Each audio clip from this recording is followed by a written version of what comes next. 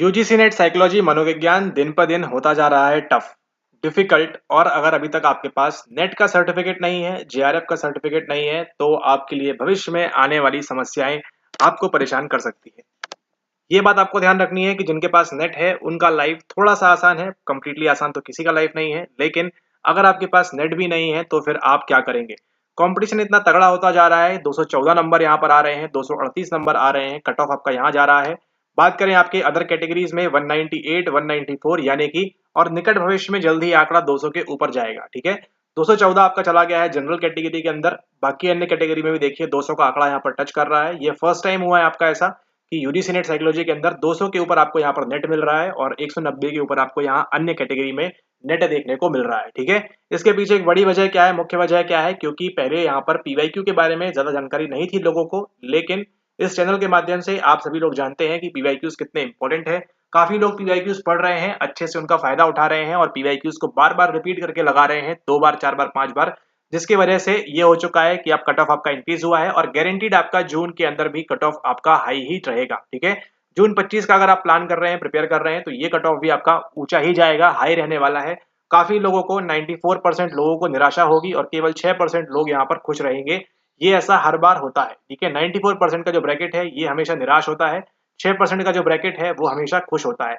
लेकिन 94 से ही 6 पे आप आएंगे, ये बात भी आपको ध्यान रखना है। ठीक है, अगर आप इस ब्रैकेट में हैं तो आपको मालूम है क्या दर्द है, क्या दुख है इस चीज का, इस यहाँ पर रहने का। लेकिन जब आपको ये दुख दर्द का एहसास होगा तभी आप जो है दुख निरोध मार्ग की तरफ जाएंगे और अच्छे से पढ़ाई करेंगे और पीवाईक्यूज को सीरियसली लेंगे। ठीक है, ओके। पीवाईक्यू के साथ साथ एक और चीज होती है, वो क्या है, वो है आपका सामान्य ज्ञान, जो आपके लिए काफी ज्यादा जरूरी हो चुका है अब कि आप अपना कॉमन सेंस भी लगाएंगे, सामान्य ज्ञान भी आप लगाएंगे, तभी जाकर आप सवालों को सॉल्व कर पाएंगे। ठीक है, तो इस बात को आपको ध्यान रखना है। अगर आप इन 6% लोगों में आना चाहते हैं तो आपको वो काम करना होगा जो ये 6% लोगों ने किया हुआ है। अभी 6% लोगों ने क्या किया हुआ है उसके बारे में यहाँ पर हम समझते हैं। क्या किया है इन्होंने, पहली बात आपका सिलेबस को अच्छे से पढ़ा है। सेकेंड थिंग आपकी जो की है वो पीवाईक्यू अच्छे से पढ़ी है। और थर्ड चीज जो अच्छे से की है वो क्या किया है, वो किया है मल्टीपल टाइम्स रिविजन। ठीक है, और देखिए एक बात ऐसी जरूरी ऐसी है कि सिलेबस अगर आप पूरा पढ़े ना पढ़े चल जाएगा आपका 1-2 बार। अगर आप नेट के लिए अप्लाई कर रहे हैं तो जेआरएफ के लिए आपको तीनों चीजें फॉलो करनी होंगी, सिलेबस भी, पीवाईक्यू भी और रिविजन भी। ठीक है, लेकिन अगर आप नेट के लिए अप्लाई कर रहे हैं तो आपका सिलेबस का अगर पूरा पार्ट भी आप नहीं पढ़ते हैं तो चल जाए कंप्लीटली ओके। केवल पीवाईक्यू के आधार पर आप जो है अच्छे से ये एग्जाम को क्लियर कर सकते हैं, इस बात को आपने ध्यान देना है। लेकिन ये उतना आसान नहीं है, आपको कंटिन्यूअसली 2 घंटे 4 घंटे 6 घंटे मेहनत करनी होगी। आप खुद बताइए, अगर आप यहाँ पर फेलियर आपको महसूस हुआ है तो क्या आपने 8 घंटे पढ़ाई की है, अच्छे से लग के पीवाईक्यूज की सिलेबस कंप्लीट किया है, रिवाइज किया है आपने प्रॉपरली। मेन चीज जो आती है वो आती है आपकी यहाँ पर रिविजन। ठीक है, हमने कराया, आपने हमारे लेक्चर्स देखे वो तो ठीक है, लेकिन आपको खुद से भी जो है यहाँ पर रिविजन करना होगा, खुद से भी जो आपको यहाँ पर पीवाईक्यू की प्रैक्टिस करनी होगी। इस बात को आप यहाँ पर ध्यान रखेंगे, जितना आप प्रैक्टिस करेंगे उतना आपके स्कोर में इजाफा होगा। और अब देखिए स्कोर तो इजाफा आपको काफी ज्यादा करना पड़ेगा, 214 यहाँ पर आ चुका है और अब जो आपका जून में रहेगा कट ऑफ वो आपका नियरली 200 प्लस ही रहेगा नेट की अगर हम बात करें तो। ठीक है, तो नेट का जो आपका ट्रेडमार्क है, यहाँ पर बेंचमार्क है, वो यहाँ पर सेट हो चुका है कि आपको 200 प्लस यहाँ पर लाने होंगे मिनिमम आपके एग्जाम क्वालिफाई करने के लिए। कट ऑफ के लिए अन्य भी क्राइटेरिया होते हैं, लेकिन उससे आपको जो है विचलित नहीं होना है। अगर आपने प्रॉपरली चीजों को पढ़ा हुआ है तो इस दुनिया की कोई ताकत आपको जो है एग्जाम क्लियर करने से नहीं रोक सकती है।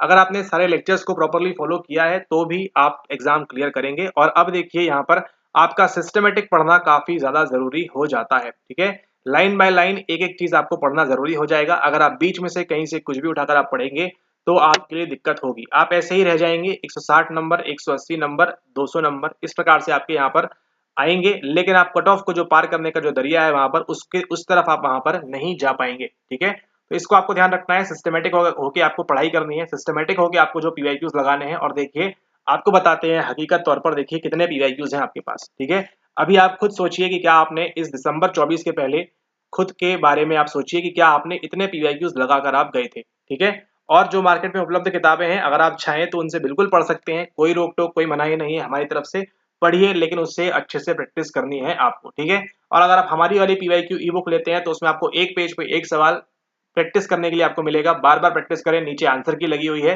लेकिन वो किसी और वीडियो में बात करेंगे, उसकी यहाँ पर बात नहीं करते। देखिए 2019 आपके पास 2 सवाल हैं, जून का दिसंबर का, इतनी क्लैरिटी से आपको पढ़ना है आगामी जून सेशन के लिए। 2020 की बात करें, ये आपके पास एक और पेपर हुआ, 2021 का आपके पास एक और पेपर हुआ, 2022 का आपके पास 2 पेपर हुए, 1 2। ठीक है, यहाँ पे पहला पेपर जून और दिसंबर। फिर 23 में देखिए क्या हुआ, 23 में आपका यहाँ पर, और एक और चीज यहाँ पे तीसरा पेपर भी है आपका, यहाँ पर एक सरप्राइज आपके लिए यहाँ पर तीसरा पेपर भी है। अब ये तीसरा पेपर कहाँ मिलेगा आपको, जो पीवाईक्यू पीडीएफ है हमारी वाली उसमें आपको मिलेगा, बाकी आप मार्केट में सस्ती आती है उनको आप ले सकते हैं अगर आपकी इच्छा है तो। 2023 में देखिए क्या हुआ, फिर से आपको 2 करने मिलेंगे, ठीक है, और 24 में क्या हुआ, 24 में आपको फिर से यहाँ पर 2 करने मिलेंगे, ठीक है, कैंसिल वाले कोई महत्व नहीं है, उसको ध्यान न दें। 24 में आपको अगेन 2 मिलेंगे। और अब देखिए कितने पेपर करने हैं आपको, अगर आपको यहाँ पर जून में क्लियर करना है इस परीक्षा को, जून 25 में, तो आपको इतने पेपर लगा के जाने होंगे। कितने पेपर काउंट करते हैं, 1 2 3 4 5 6 7 8 9 10 और 11 पेपर। आप समझते हैं इसकी महत्वपूर्णता, इसकी इंपॉर्टेंस। 11 पेपर, 11 पेपर में कितने सवाल होते हैं, 11 पेपर इंटू 100 क्वेश्चन आप कर दीजिए, तो कितने सवाल हो गए आपके यहाँ पर, 111, मतलब 1100 क्वेश्चन, ठीक है। तो अब आप बताइए कि जो व्यक्ति ने 1100 क्वेश्चंस प्रॉपरली लगाए हुए हैं, पढ़े हुए हैं, मल्टीप्लाई करके हुए रिवीजन किया है, उनको बार बार पढ़ा है, तो उसके फेल होने की संभावना बहुत ही न्यून है, बहुत ही कम है।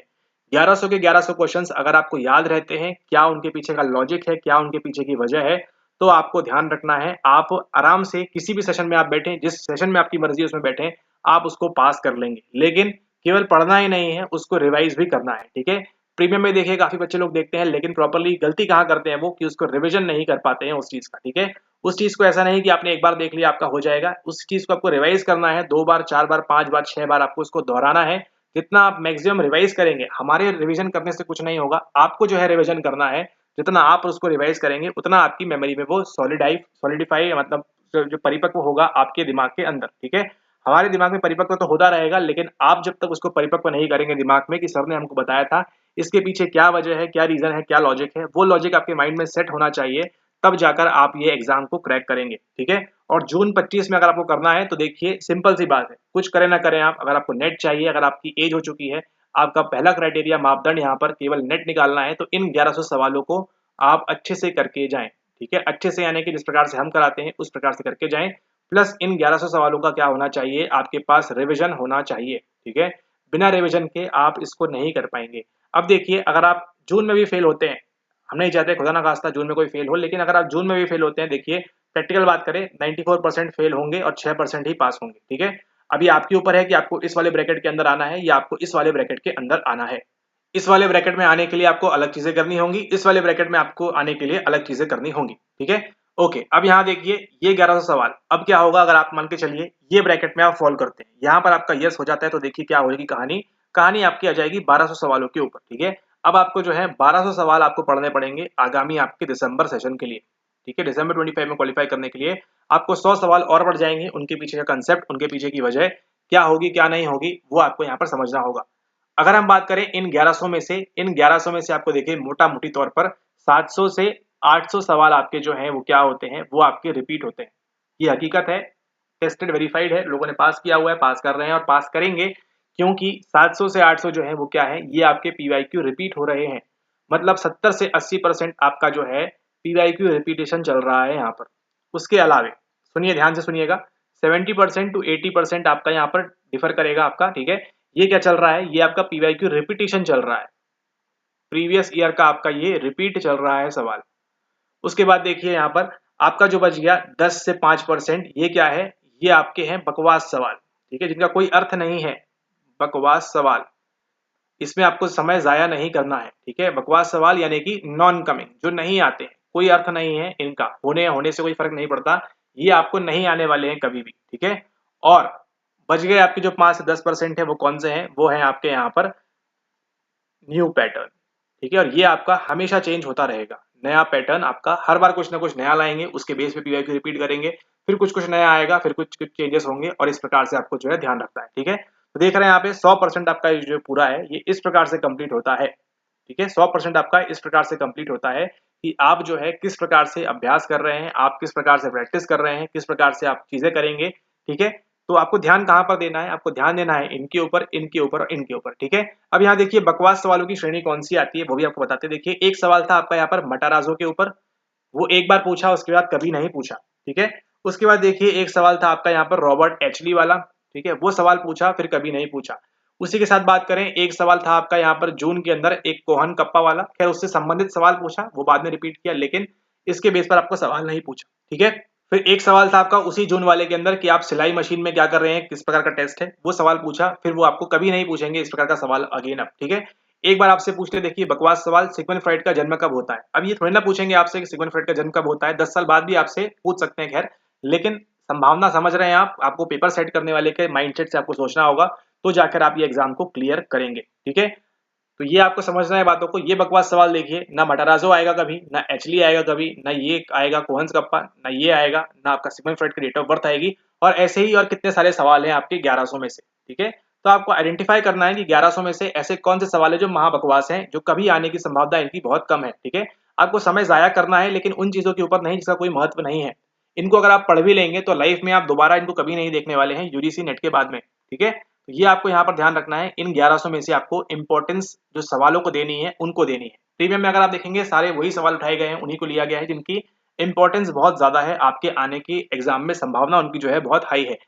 ऐसे सवालों को लगाकर क्या करेंगे, अब बताइए, सिगमंड फ्रॉइड का जन्म अगर कभी भी हुआ, उसको हम आपको एक्सप्लेन करेंगे, उसका मतलब क्या निकलेगा। ठीक है, वो डेट है, तारीख है, फैक्ट है, उसको याद करें और आगे बढ़ जाएं। ठीक है, तो ऐसे आपको ध्यान रखना है कि इस प्रकार के सवालों को जैसे जैसे आप आइडेंटिफाई करेंगे, और ये आइडेंटिफिकेशन कब बनेगा, जब आपके पास पीवाईक्यू होंगे, प्रॉपर तरीके से सारी चीजें आपके पास होंगी, तो इसको आप कर पाएंगे। ठीक है, आप ऑनलाइन मार्केट से कोई पुस्तक भी ले सकते हैं, उसको भी आप मार्क कर सकते हैं, ये इंपॉर्टेंट है, इंपॉर्टेंट नहीं है। ठीक है, ये डिपेंड करता है आप किस प्रकार से करेंगे, लेकिन आपको इन चीजों को करना होगा, तो जाके आपके जून में सक्सेस होने की संभावना बढ़ जाएगी। ठीक है, तो इन चीजों को आप ध्यान रखें, पीवाईक्यूज को आप अच्छे से लगाएं, जितना मैक्सिमम हो सकता है पीवाईक्यूज को आप देखें, और सिलेबस कंप्लीशन पे आप ध्यान दें। अब जरूरी हो चुका है, कट ऑफ इतना ऊपर जा रहा है, तो सिलेबस की आपको एक एक चीज, एक एक लॉजिक, उसके पीछे का वजह क्या है, वो आपको यहाँ पर मालूम होना चाहिए, बिल्कुल बेसिक से। ठीक है, बिल्कुल बेसिक से आपको जो है एडवांस पे जाना है, आपको बिल्कुल छोटी से छोटी चीजें मालूम होना चाहिए कि अगर ग्लियाल सेल्स है कितने प्रकार के होते हैं, न्यूरॉन्स कितने प्रकार के होते हैं, कब पोटेंशियल जनरेट होता है, कब नहीं होता है। ठीक है, स्ट्रक्चरलिज्म क्या है, फंक्शनलिज्म क्या है, इन सब चीजों के पीछे जो रास्ते हैं, क्या वजह है, कहाँ से आया, क्यों आया, क्या रीजन रहा है इनके पीछे, ये सब चीजें भी आपको यहाँ पर ज्ञात करनी होगी, तब जाकर आप इसको पास कर पाएंगे। ठीक है, और हिंदी मीडियम में खास तौर पे 100% गारंटी के साथ आप कितनी भी किताबें पढ़ लीजिए, केवल किताबें पढ़ के आपका, अगर आप हिंदी मीडियम से हैं तो आपका नहीं होने वाला, और उसी के साथ अगर आप इंग्लिश मीडियम से हैं तो भी किताबें पढ़ के आपका नहीं होने वाला, जब तक आप अपना नॉलेज को वहां पर अप्लाई नहीं करते हैं। ठीक है, किताबों से सवाल डायरेक्ट आते हैं, लेकिन उसी के साथ साथ इतना हाई कट ऑफ जा रहा है, तो अब आपको जो अप्लाइड बेस्ड नॉलेज है, जो आपका एप्टीट्यूड है, जो आपकी सोचने की क्षमता है, उसमें भी आपका यहाँ पर इजाफा होना पड़ेगा। ठीक है, अगर इसमें इजाफा होगा, इसमें इंक्रीमेंट होगा, तो ही जो है आप जाकर यहाँ पर सवाल को क्लियर कर पाएंगे, और जून में आप जो है एग्जाम को क्लियर कर पाएंगे। वो समय चला गया है जब आप जो है क्या करेंगे, सीधे सवाल देखा, आंसर मार्क किया और आगे बढ़ गए। ठीक है, आप 10 साल पुराने अगर चले जाएंगे, 10 साल पुराने पेपर्स देखेंगे, तो उस प्रकार के आपको आंसर्स मिल जाएंगे कि ठीक है इसका आंसर ये होता है, इस पुस्तक से मिल जाएगा। अभी पुस्तक से मिलता है ऐसा नहीं है, हमें आपने आपको दिखाया है लास्ट वीडियोस के अंदर कि हिंदी माध्यम की किताब से आपको जो है सवाल आया हुआ है डायरेक्ट। ठीक है, जो सोमेटोट्रोपिन वैसोप्रेसिन आपने देखा, वो हिंदी माध्यम की किताब से आपको डायरेक्ट लिया हुआ है, इंग्लिश वाली किताबों में नहीं मिल रहा आपको। ठीक है, लेकिन इसका ये मतलब नहीं है आप उसको सॉल्व कर लेंगे, कब करेंगे, जब आपने उसको पढ़ा होगा प्रॉपर्ली, इसको आपने समझा होगा क्या उसके पीछे का लॉजिक है, एक एक शब्द, एक एक चीज आपके लिए इंपॉर्टेंट है।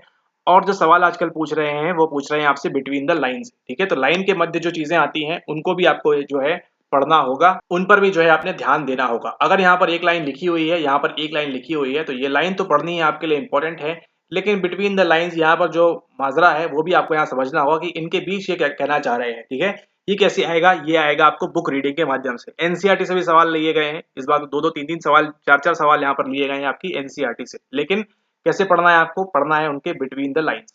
जितना आप लाइन के मध्य से पढ़ेंगे उतना आपको यहाँ पर फायदा होगा, और खुद से आपको जो है स्टडी करनी होगी, खुद से आपको जो पढ़ाई है अब करनी होगी, इतना हाई कट ऑफ जा रहा है, एल्स आप जो है अगले सेशन के अंदर भी आप क्लियर नहीं कर पाएंगे।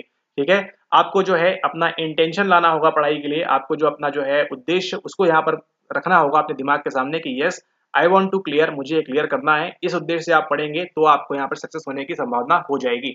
ये नहीं कि केवल आपको बैठना है, अटेम्प्ट करना है, एक बार और दे दिया, दो बार और दे दिया, तीन बार और दे दिया।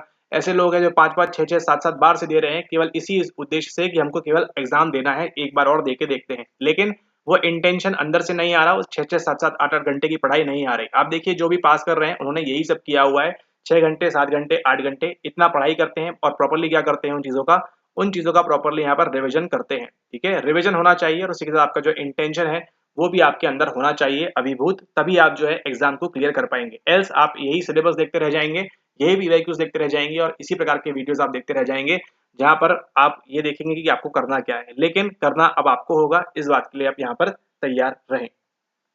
ठीक है, इसी के साथ इस वीडियो को समाप्त करते हैं। छोटा सा आपका यहाँ पर जून के लिए था कि आप जून के लिए किस प्रकार से प्रिपेयर कर सकते हैं अच्छे तरीके से और अच्छे उद्देश्य के साथ, अच्छे एम के साथ कि आपको जो है क्लियर करना है। ठीक है, और जितना भी आप विचलित होंगे अपने मार्क से, अपने लक्ष्य से, उतना आपको डिफिकल्टी आएगी। अब देखिए, कंप्लीटली एग्रीड बात है यहाँ पर कि आप हो सकता है एक गृहिणी हो, एक हाउसवाइफ हो, आप एक वर्किंग मैन हो, काम करने वाले नौकरी पेशा व्यक्ति हो, आप हो सकता है आप स्टूडेंट हो सकता है आपकी शादी हो गई हो सकता है आपकी शादी होने वाली हो सकता है घर में किसी की मृत्यु हो गई हो। ये सब चीजें कंसिडर करते हुए भी at the end of the day result के दिन खराब किसको लगता है?